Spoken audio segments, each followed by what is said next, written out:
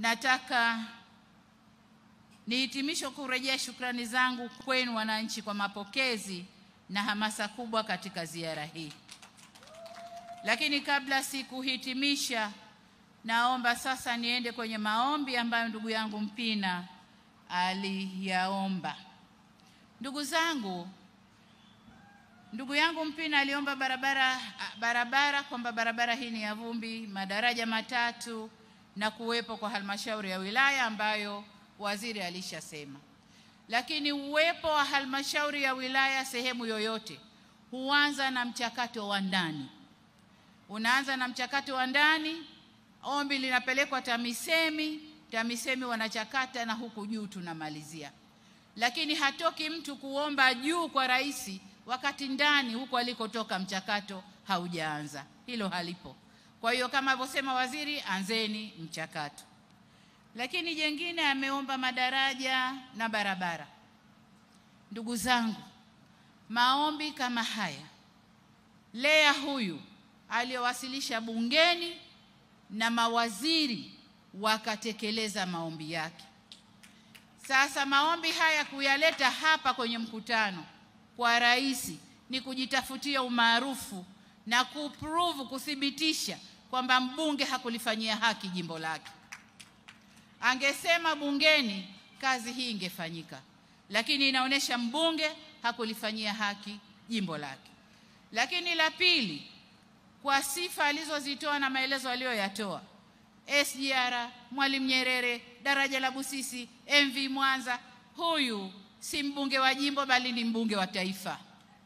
Kwa nadhani tunapokwenda huko muache nimchukue kwenye nafasi zangu 10. Mwenziwe Lea amesema kila kilichofanyika jimboni na amount ya fedha akitoa kichwani. Lakini mbunge wa Kisesa ni kurukaruka na kwamba Kisesa tunakudai. Lakini ukifata maandiko na rekodi za serikali, tumefanya mambo mengi sana Kisesa.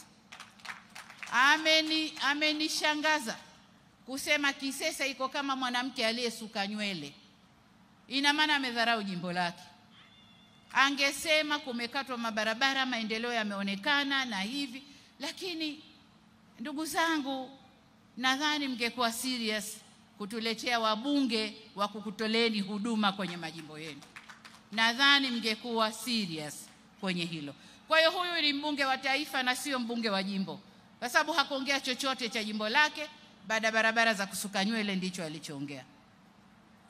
Uvamizi wa tembo, hatua tumeanza kuzichukua, na mambo haya ni hatua kwa hatua.